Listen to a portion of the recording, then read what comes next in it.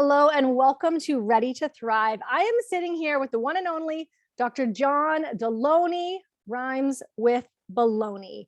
And Dr. John is a mental health expert. He is a national best-selling author, a husband, a father, and a Ramsey personality. And if you're wondering what in the world is that, I'm going to ask him to unpack that because we've actually had two others on the show, Christy Wright and Ken Coleman. Those have been some of my favorite episodes. And we're going to talk about his latest book, Own Your Past, Change Your Future, a not so complicated approach to relationships, mental health, and wellness. And I want to say, I love this line from his book that says, we're the most technologically advanced society in history, but we've never been more stressed, medicated, or lonely. We have 1,000 Facebook friends, but no one to help us move our couch. The pace of life is making us exhausted. Now, I was joking with Dr. John before we started recording, and I was going to tell him what I really thought about his book. And so here it comes. Now, bring it, Jacqueline. I have been reading his book as an e-copy, which meant I could not throw it across the room because it's in my computer.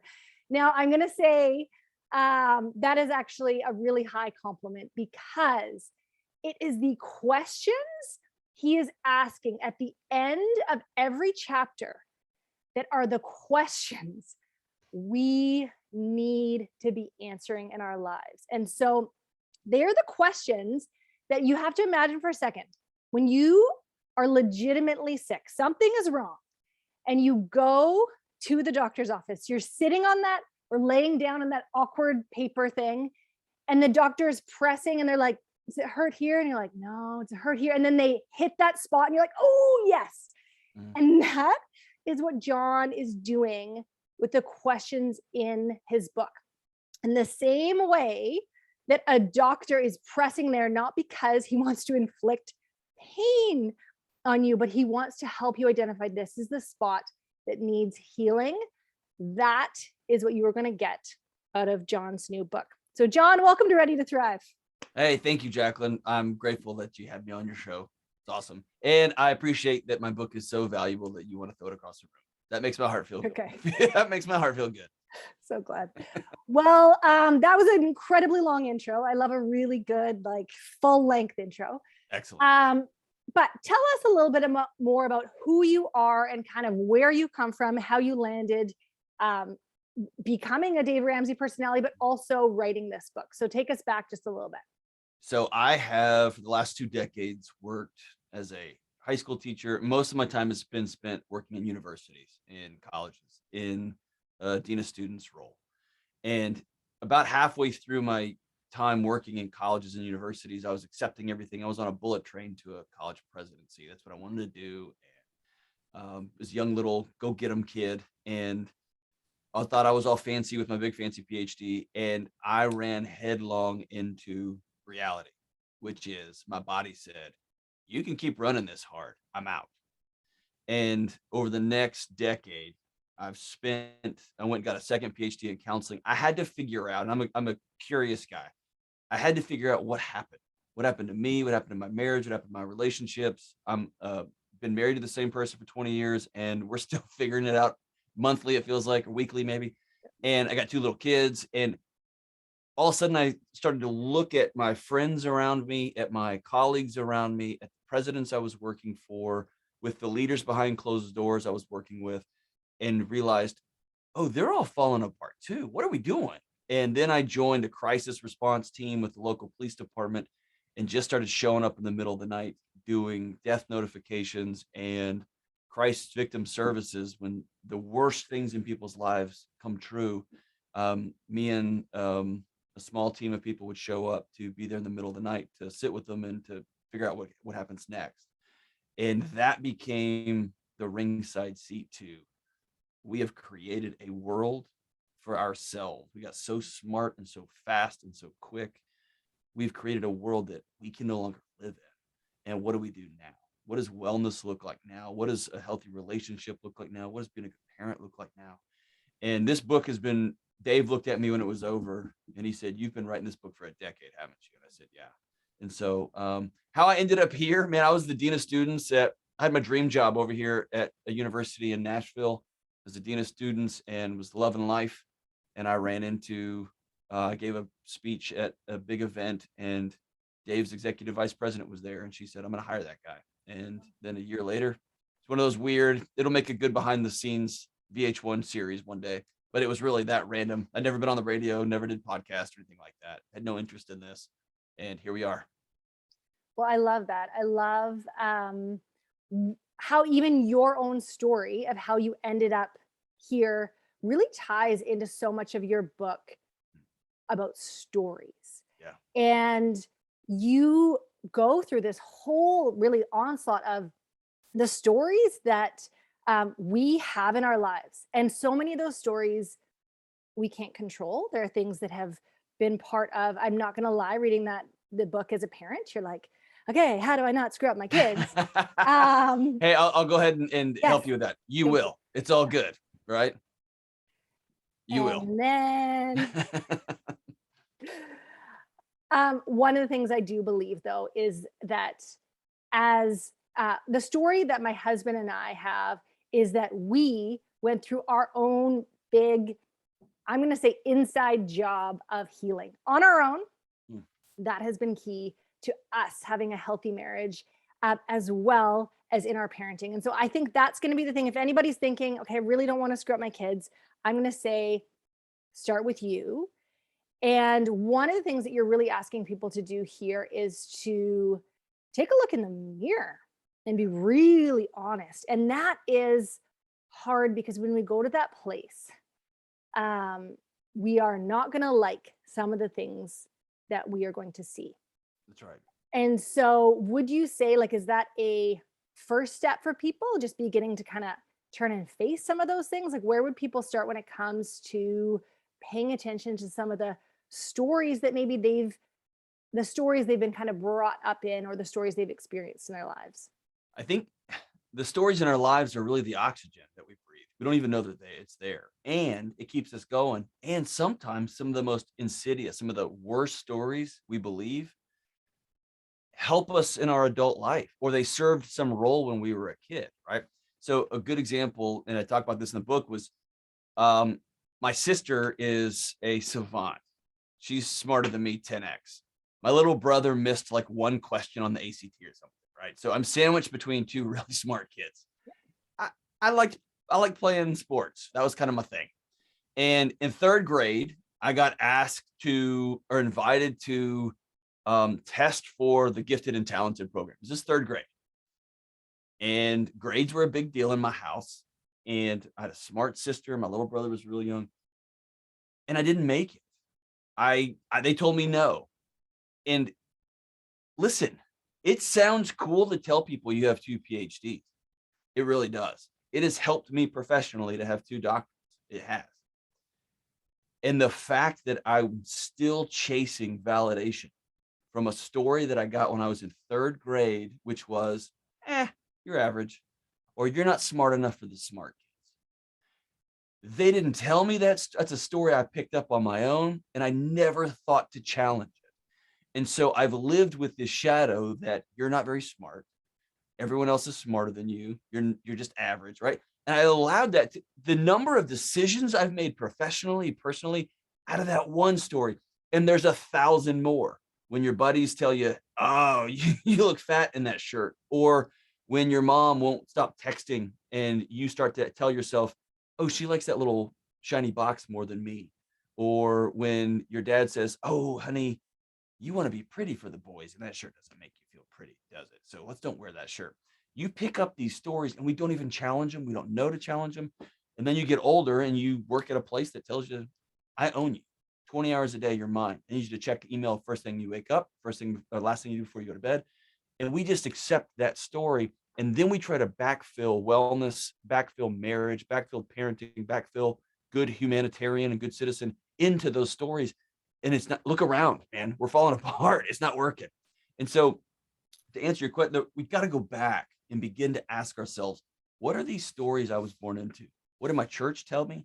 What did my family tell me? What did, we just eat whatever we want in our house, or we vote Democrat in our house, or we're the kind of people, we don't save money. We're just not money saving. What are the stories you were born into?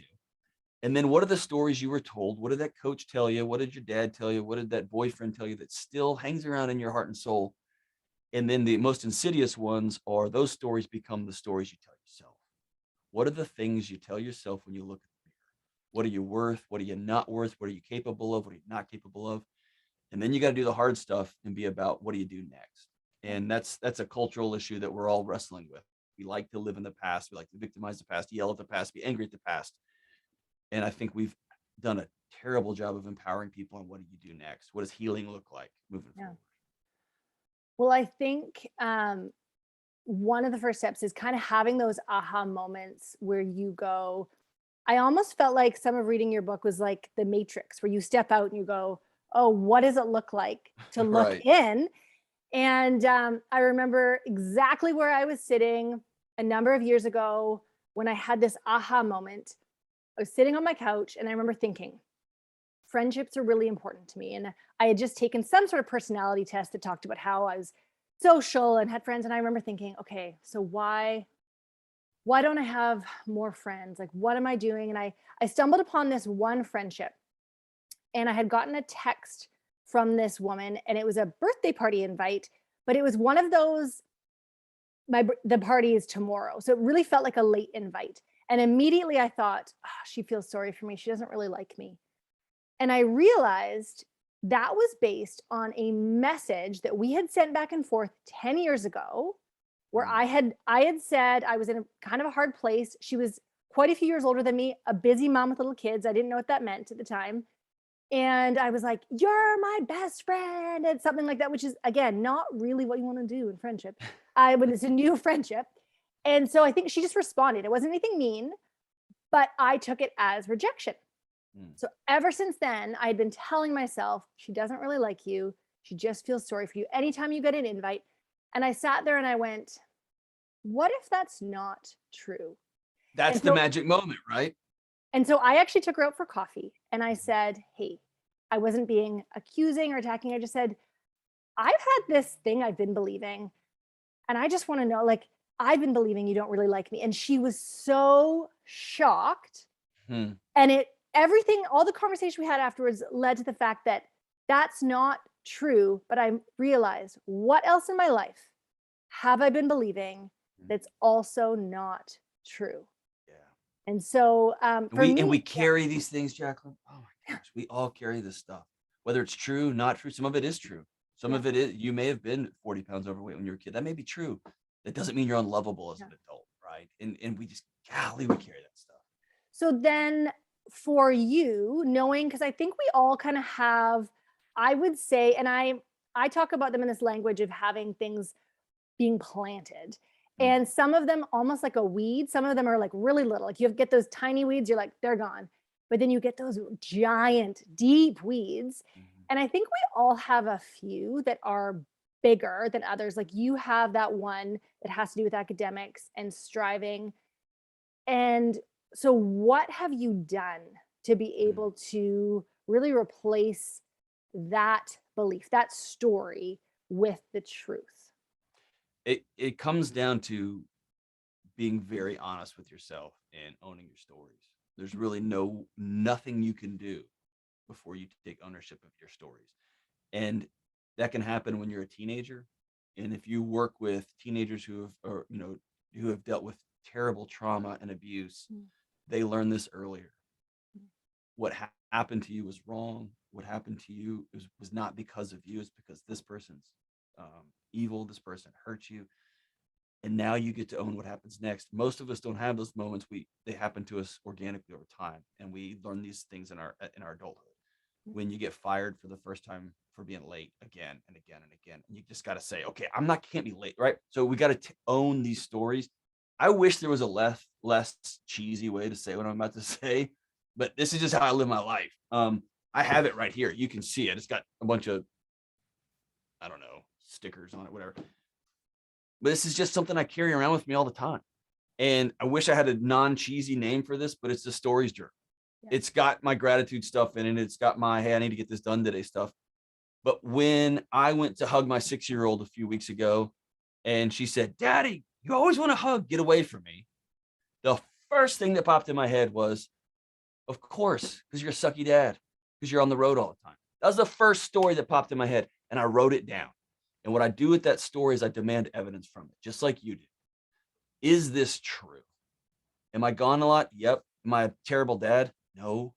Am I dealing with a 6-year-old? Yes. And we don't let her vote, and we don't let her buy beer because she's 6. And so I'm not going to let her hurt my feelings either, right? So I'm going to demand evidence from these stories. And this takes time, and it takes community to do it with you. And sometimes it takes a professional. And sometimes you're dealing with really rough trauma. And sometimes you're dealing with just benign things like, hey, you tried out for something when you were in 3rd grade and suddenly that planted itself. And I'd even go further. Sometimes you've got weeds. I think we need to look at the soil. I think we need to look at the air and the sunshine on our plants, right? The whole thing's a mess, and really owning what I can own out of this thing. But I think you start with owning those stories, and then you got to acknowledge reality. Is this true or not? Like, right? Is this accurate? Well, I love that you share about getting it out. So you're writing it down, which I think is and you talk about this, like there is scientific evidence in terms of how getting things out makes a difference. So you're writing it out.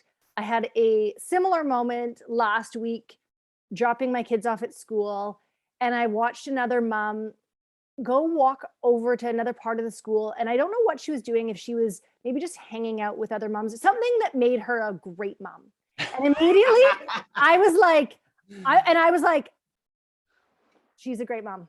Jacqueline, you got out-mommed. You got out-mommed. I'm a terrible mom. And those things we just let ruminate in our head. Mm-hmm. And if we do not get them out, either with, I just had a very honest conversation with my husband the other night where I was like, I know there's some stuff happening in here in my head that needs to come out. I know there's things that are not true. I know there's things I'm feeling discouraged about. And I know, and I'm not trying to dump on my husband. I'm just trying to, I know he's a safe space who's going to listen. He doesn't have to fix anything. And he is going to tell me the truth. One of my favorite qualities is he will not let me be the worst version of myself by believing a lie. Mm. And so I love the idea of just journaling, getting it out there. Because we all have those things that they just seem to slip their way into our head. We ruminate on them. And then we, sticking with this weeds analogy, we actually tend to cultivate them because we pick up little bits of evidence. Yep. And so you talk about this in your book too, how we see things and we're like, oh yeah, that must be true because I'm seeing it over here. Yeah, we will. Two things. One is, what I love about writing it down is the key for mental health, the key for being well, is what I call the gap, is the gap between when I feel it or when I think it, and then my response. And if I can pause in that gap, when I see that my wife left, a bag on the counter, and my first thought is she did it because she wants to ruin my day, and I start to snap, if I can stop there and go, seriously, or maybe she's exhausted because I'm not helping around here and she's working all, you know what I mean? So it's that gap. And for me, writing stuff down gets it out of my body. It puts it at arm's length and it gives me some space between stimulus and response. And I love that. There's some physiology. There's a lot of, science and research about that, but there's something powerful about writing it and getting it in your body. What was the second thing I was going to tell you? It was going to be shapeshifter for you. It's going to blow your mind. I just forgot it. What were we just talking about just before that? Cultivating and pointing out the things that we see. Oh, yeah. So, and there's also some science about what you look for in the world, you will for sure find over and over and over again. And so if you go around, you've heard the famous study about, I think it's buying a red car. You buy a red car on a lot and you drive out, and you see red cars everywhere. Not there's more red cars, but now you're looking for them because you're in one, right? The same thing about negative people, the same thing about tragedy, the same thing about hard stuff. If you go looking for that, for places in the world that don't like you, you'll find them everywhere. And if you go looking for beauty, you're going to find a rose growing out of the concrete, right? You're going to see stuff everywhere that reminds you of joy and beauty. And I always want to be careful because I've worked with people for my whole career. I've experienced it myself. The worst of the worst, the most unimaginable moments that when the wheels fall off, And so these aren't all quote unquote stories. There is real evil and real devastation and real trauma and real tragedy and real racism and real broken hearts. Those things are real. What a lot of us, what trauma does to us is it parks us there. And we live, our body wants to protect us and protect us and protect us. We're going to make it our fault, and we're going to solve for that for the rest of our lives. And what I want to do is to get us out of that and say, what about tomorrow? You can't do anything about what happened. There's a period at the end of that sentence. What sentence are you going to write next? And here's how we do that, right? So that's my goal here, is to help everybody turn the page. We all need it. We're all collectively suffering, going through stuff. How do we get to what happens next? Yeah, that's so good. And I think it's incredibly timely, given the season we are all collectively going through. And I was thinking the other day, I was like, it's not just a pandemic. It's like a pandemic and our car died. It's a pandemic and my kid's sick. It's pandemic and this devastating news, right? Like everybody's carrying this little bit of extra something. And I was like, I remember thinking in 2020, I was like, people are going to get stuck here. They are just going to pause their lives and they are going to not be able to move on. And a lot of it is, we've had hope, it's been dashed. We've had hope, it's been dashed. Everything's gotten noisier. We feel like the wheels are coming off. And so what would you say to the person who feels like, I'm toast right now. The world has come at me and I'm done. If you look at some of our media metrics in-house that we look at, fewer books and media consumption on self-care, self-help are being sold now. It's like the country has just said, I'm done, I'm out, right? And if you know fight or flight or freeze, there's a moment in the trauma response that your body just goes, all right, I'm done. Like, let's curl up here and wait for the bear to do what the bear's going to do, and we'll live to fight another day. And I think that's where we are collectively. I actually think there's two things going on. One, I was doing an interview a few weeks ago, and somebody asked me if this collectively for our country, from a trauma and tragedy perspective, was as bad as 9/11, when we had this invincibility about us, and then all of a sudden we realized, 19 guys can take this whole thing down, right? That was a shock for us. I said, I actually think this is worse. I think it's exponentially worse, and here's why. That 9/11, there was a perceived common enemy. There was a rallying point for all of us. What the pandemic has done was sent us all home, and our neighbor walking their dog down the street might be the one who kills us next. Our teacher who's not wearing a mask or is wearing a mask or isn't vaxxed or is vaxxed might kill my kid, or my kid who's not vaxxed might, right? So all of a sudden, the cornerstone of mental health, of spiritual health, of psychological health is other people, is community, is relationships. And that became the weapon here. And so we are completely untethered from other people. And we have lots of Zoom interactions, but as we all know, most of communication is nonverbal. And so we're exchanging information here, which is great, but we are not connecting, and our bodies are starting to rattle. It's that low level hum of anxiety.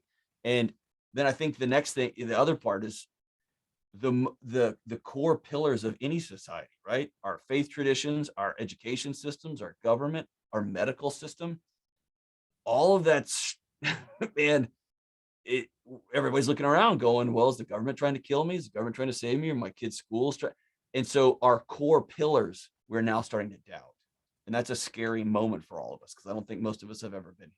We like to talk noise about them, but we all believe that schools are pretty good. And we all like the government, down with the government. But we all thought the government was plugging along in our best interest. And now, whether they are or not isn't the point. The point is that we're questioning it. And that's a scary point for all of us. We're alone and we're asking hard questions. Our foundation of our house feels like it's rattling. Totally. It feels very untethering. Yes. So then what can we begin to do? Like very practically, what are things people can do to say, I have a choice here. I don't have to choose to be knocked over the same way I feel like I've been taking a beating, I can do some things differently. So what would you recommend for people to start doing a little bit differently to be able to not be feeling so scattered, so untethered? So I think what you said first is of utmost importance. It's the foundation, it's the roof of this whole thing, which is a choice to decide. I'm done with being tuned out. I'm done with being a passive rider on this train. I'm going to take some ownership of what happens next in my life, even if it's a teeny tiny step. And I know there are marginalized people. I know there are people stuck in legacies of trauma. I get that. I'm talking about a centimeter step, an inch step, like I'm going to take ownership of the next things I can own. And that's where this thing is hard, because it's relatively simple, but very complicated, right? It's like, hey, how do I lose 50 pounds? Then diet and exercise. Well, that sounds so easy, right? And it's $1 trillion industry, right? So the first thing, you can't do any sort of wellness. And I know this bucks our current cultural ethos. You cannot do any sort of wellness. You can't do any sort of mental health, spiritual health, psychological health, relational health. You can't get healthy at all by yourself, period. In full stop, end of discussion. You have to have other people in your gang, in your tribe, on your team. You've got to have other people walking alongside you, period. That might be a professional, that might be friends, that might be a spouse, that might be family, that might be an adopted. I don't care who it is. There is no long-term life change without other people. And so you've got to get connected. That's number one. And you can get up and start your exercise program on your own. You can get up and start your, meditation practice, whatever the things are that you do by yourself. But you got to be anchored back with other people. And it's a risk, and you got to be vulnerable, and you're going to get rejected, and you're going to have stories that come up from when you were a kid. You got to get connected.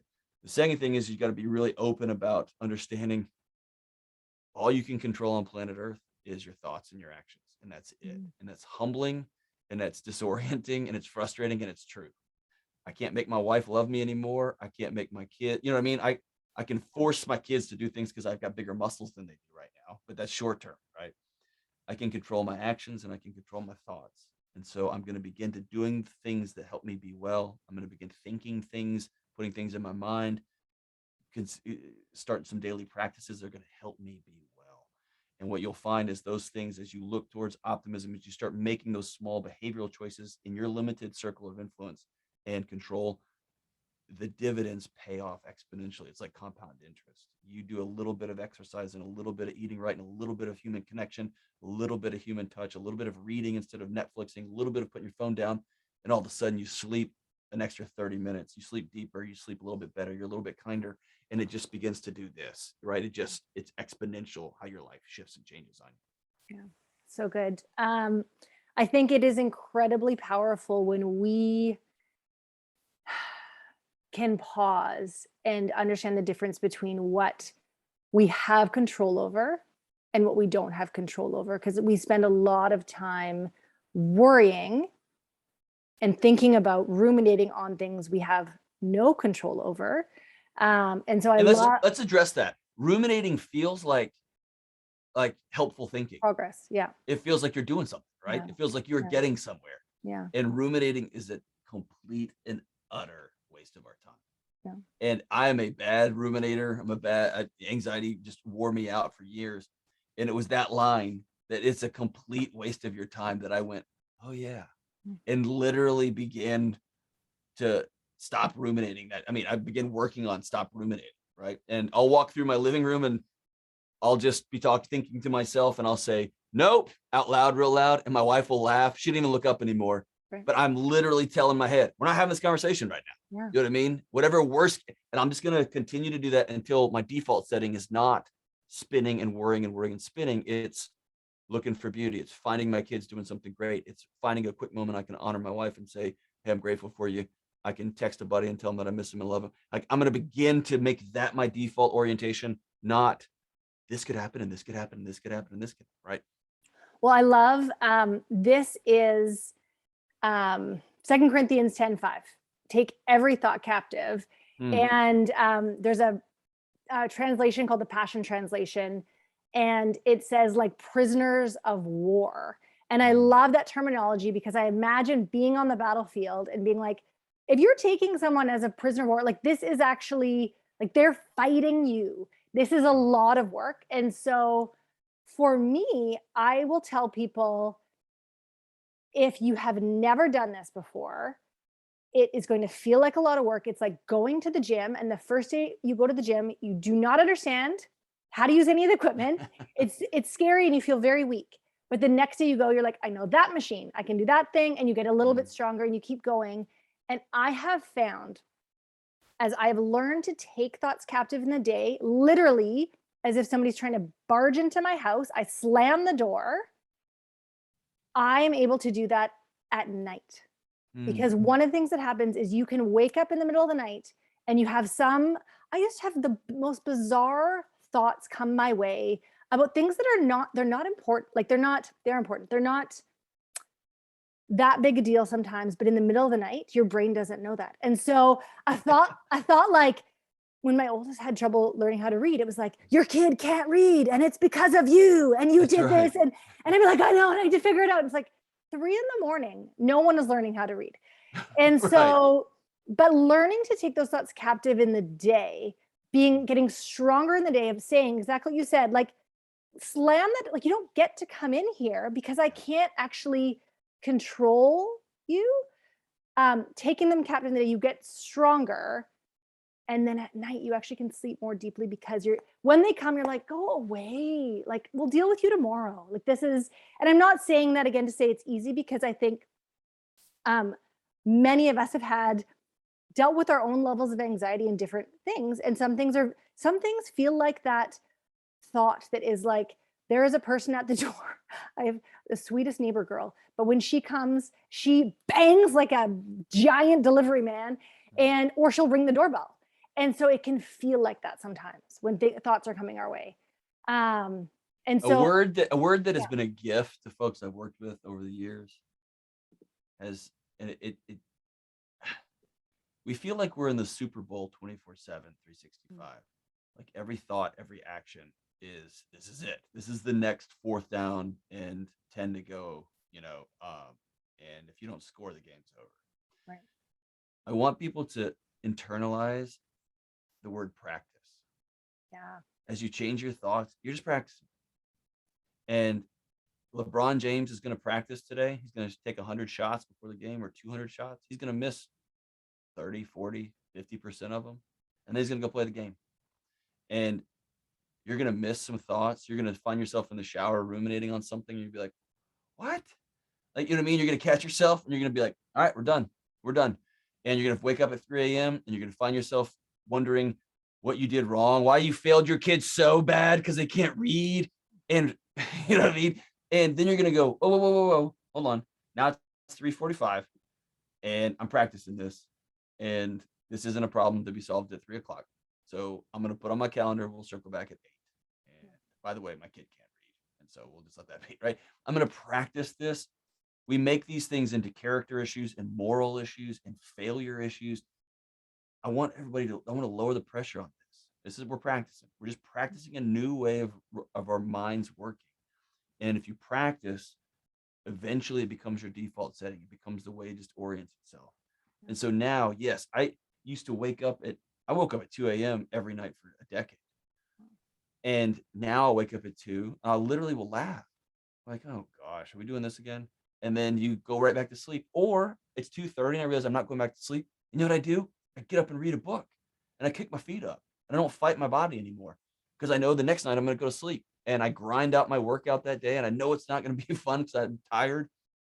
And I know my radio show isn't going to be quite as on point because I'm tired, but I'm going to catch it up the next day. I'm going to quit fighting my body all the time. Yeah. And our bodies have an extraordinary way of re-regulating themselves if we'll stop going to war with ourselves every day.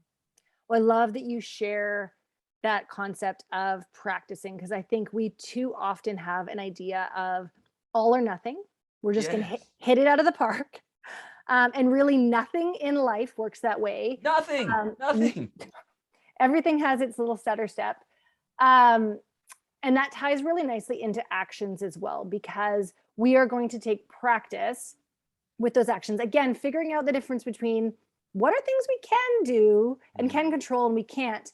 We can control some actions. And so just being aware of like, what are the things that are going to be game changers? What are the things that are going to make a difference? So what would you say in terms of action steps? What are things that people can start to practice that would make a difference? I think when you're talking about changing actions, you're talking Yeah. about changing habits, you're talking about motivation, you're talking about dopamine, you're talking about the whole system, right?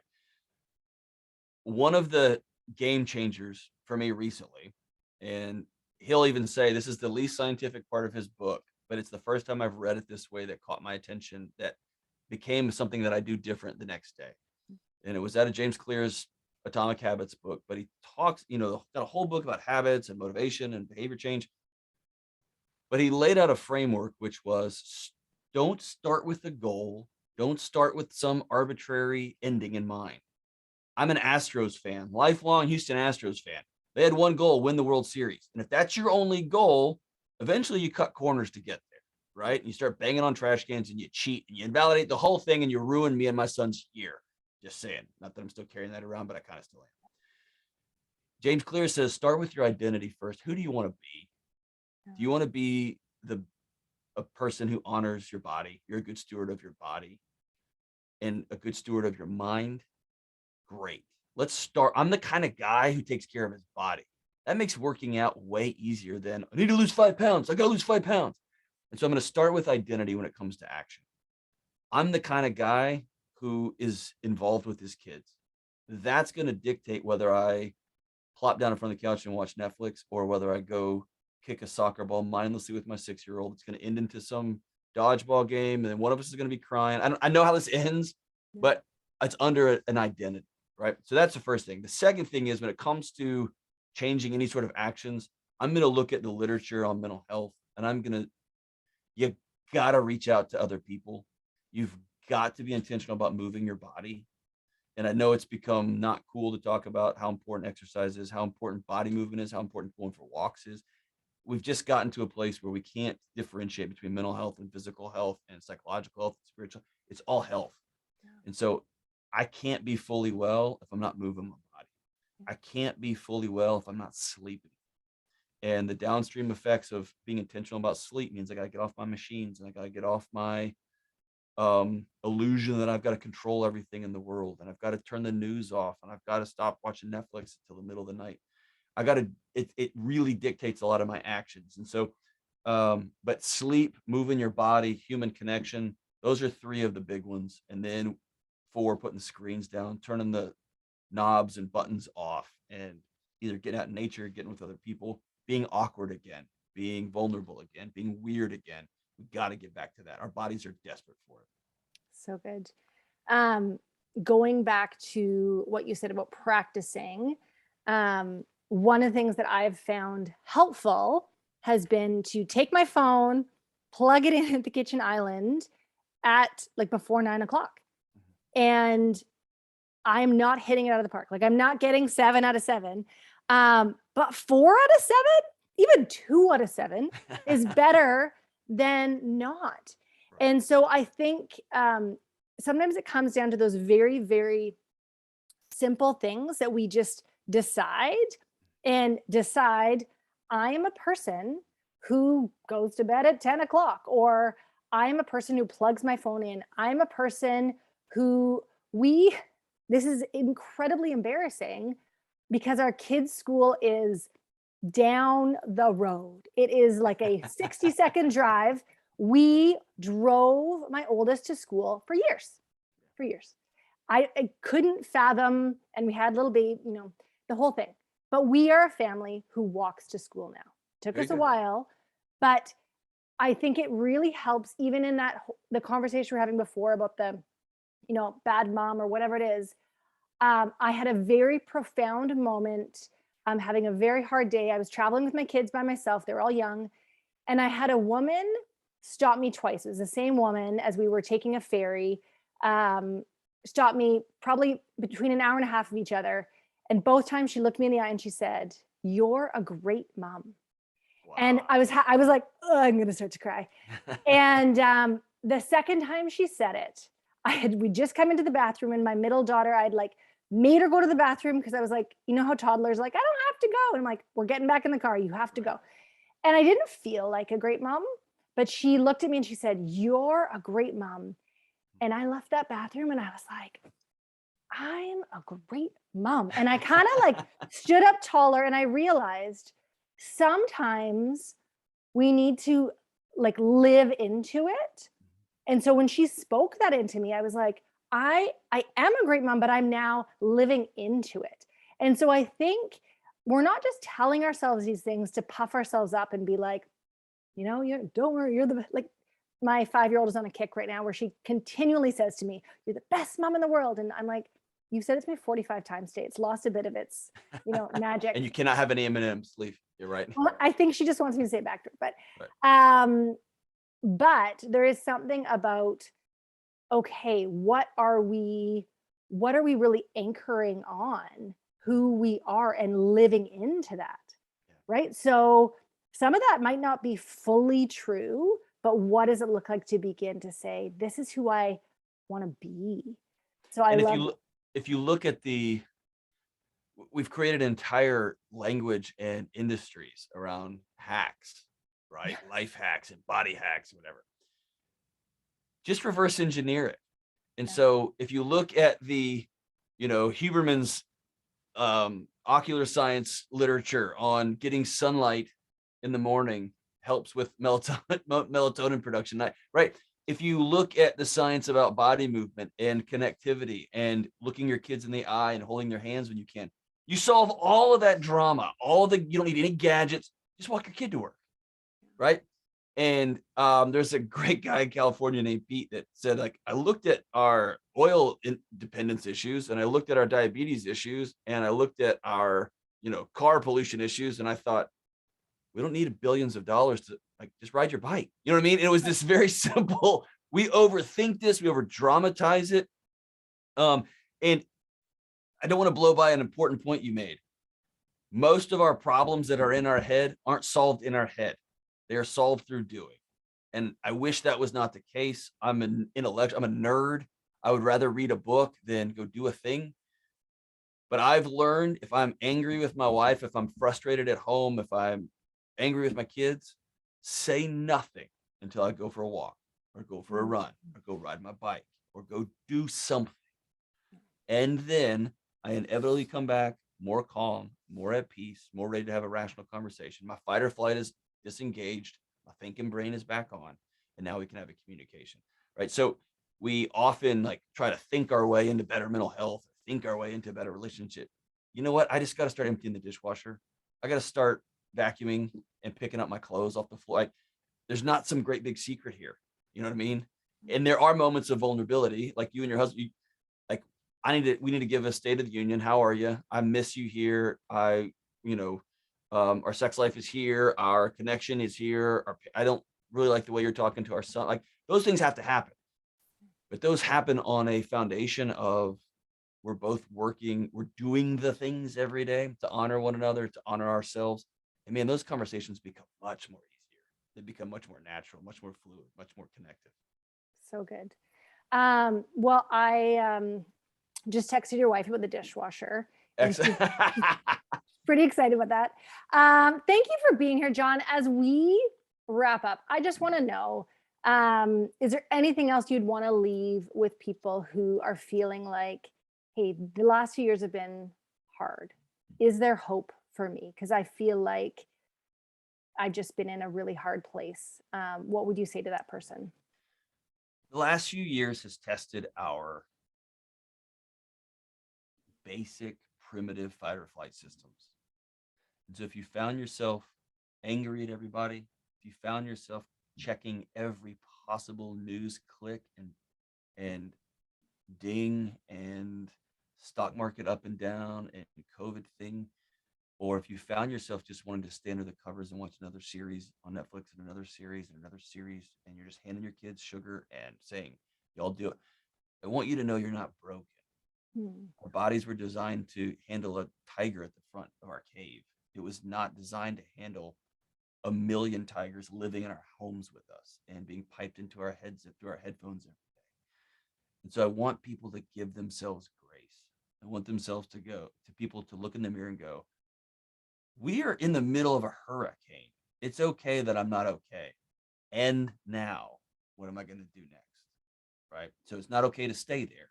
I want people to go, I'm going to take my power back. I'm going to stand back up. I'm going to reach back out and say, I'm not okay. I'm going to grab somebody's hand and we're going to go get this thing. So I find people on either side, either feelings are ruling the day. How I feel dictates everything. I'm just going to quit that job. I don't feel like it anymore, but you got to eat. You need a roof, right? And I feel there's a other side, a movement in our country, which is you don't forget feelings, just grind it out and go and go and go. And I'm trying to carve a third way, which is you got to feel your feelings. You got to own how your body's responding. And you then got the hard reality, the hard truth of changing what comes next. And we've got to take our power back. So is there light at the end of this tunnel? 100,000% yes. There is light. It is bright. It's at the end of the tunnel. It's time for us to stand up and go get it. So well said. I love that John's book also just even addresses grief and even grieving those things. And so when it releases this spring, pick up a copy of Own Your Past, Change Your Future, a not so complicated approach to relationships, mental health, and wellness. Now, John, where can people find that book and where can they find you? I'm getting used to the internets. It's at johndelony.com and or ramseysolutions.com. You can get a copy of it. And you can find me on the internets at John Delony across all of the not diving boards, the platforms. I'm going to get this, Jacqueline. I'm learning how the internets work. I'm welcome to the 21st century. Yeah, you can find me at John Delony and look forward to catching up. Hey, thank you so much. I'm really grateful for you. Yeah, this was a great show. And I trust this has helped you move one step closer to thriving.